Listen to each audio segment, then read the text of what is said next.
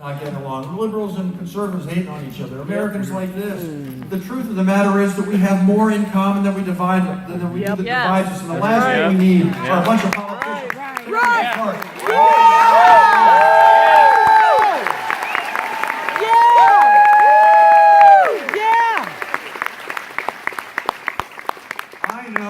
I know that she believes the old civil rights saying.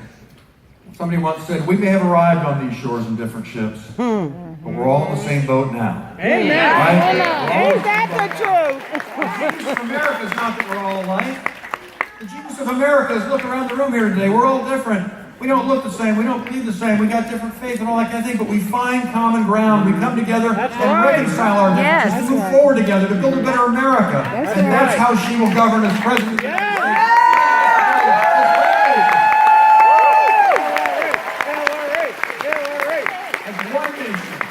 Under God, indivisible, with liberty and justice for all.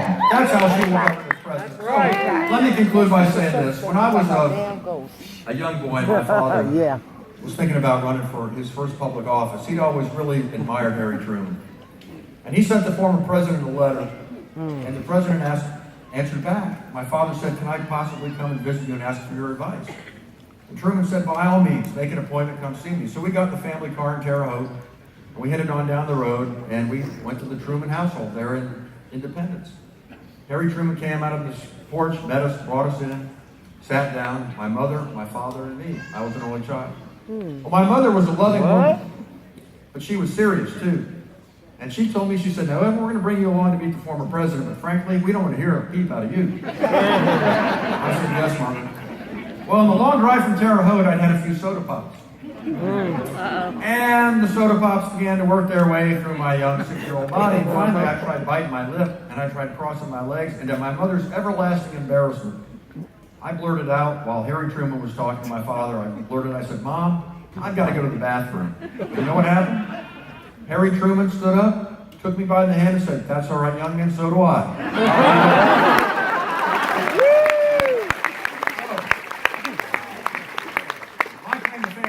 I've been honored to be governor of our state or senator, and I went to the bathroom with Harry Truman. So I can do a lot worse than that. But here's the reason I tell this story, and I'll end up by saying this. When Truman was campaigning for president in 1948, no one gave him a chance, right? He's the friend of working men and women. He wanted to preserve the New Deal so that people could have opportunity in the society, and no one gave him a chance. They said, you know, he's a failed haberdasher from Independence, Missouri. How can he be president of the United States? 50-0, the top pollsters and political pundits said Tom Dewey is going to be the next president of the United States. Well, you know what? Truman didn't listen to any of that. He came to our state and campaigned across America. And here's what he ended up saying a lot of those times in the back end of that train, when he looked out at people's faces filled with anxiety and concern about the future of our country. He'd look at them and he'd say, and I think this is what this campaign is all about, and this is what Hillary Clinton is all about. He'd say, I haven't come here today just to ask you to vote for me, although I hope you will. I've not come here today just to ask you to vote for my political party, although I hope you'll do that too. I've come here today to ask you to vote for yourselves and to vote for a better America. That's right. Yeah. To save Social Security. Yeah. Vote for strong Yeah. And when you vote for those things, you will support this candidate and you will support this party. Yeah. Woo. And we'll have an opportunity to do what this man I'm going to bring out right now did. Okay. You know what? I think back on those years, and here's what I remember. By the way, the first thing I would say this, I was with Chelsea Clinton last night, and the best thing I can say about this man, I'm going to say some more, but the best thing I can say about him, he was an excellent father. Woo. All right, yeah. Yay, Chelsea. Yay, Chelsea. When this man was president of the United States, with Hillary by his side, unemployment was at an all-time low. We had more jobs. Yeah. Higher wages. Unemployment was down. Yeah, that's right. Poverty was down. Yeah. Right? College was more affordable, right? Yeah. Times were good in the United States of America. People felt confident and upbeat about the future. Yes. That's what we need once again. That's right. That's what we need. So give me a warm Hoosier welcome for my friend, your friend, the President of the United States, William Jefferson.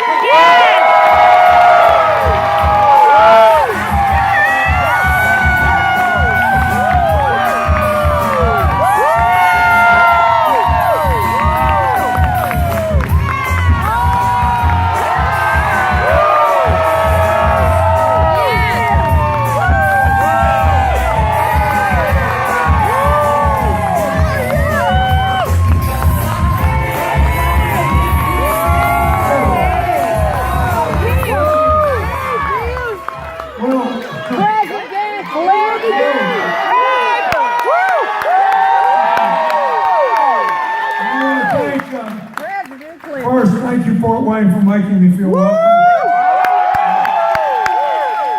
You're the man. I want to thank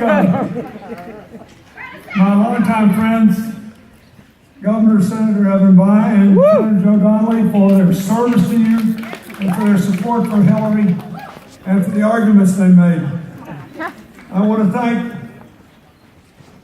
Mayor Tom Henry for welcoming me here.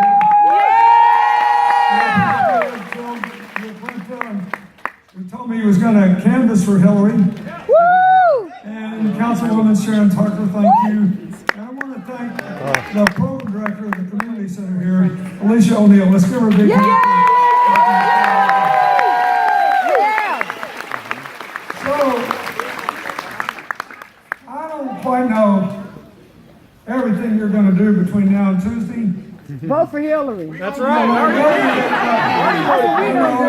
We need to win here.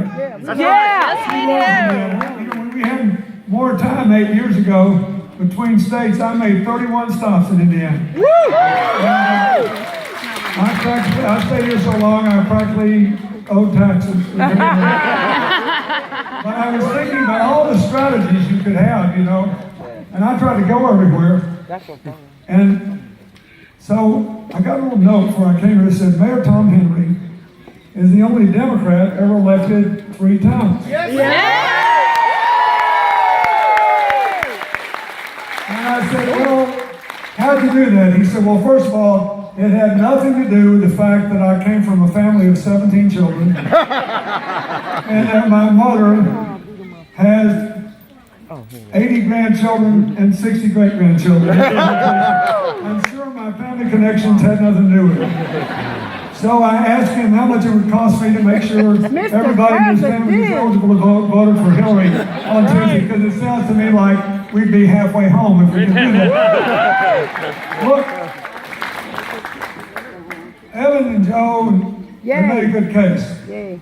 But I want to talk to you a little about this election in terms of really what's on the line here.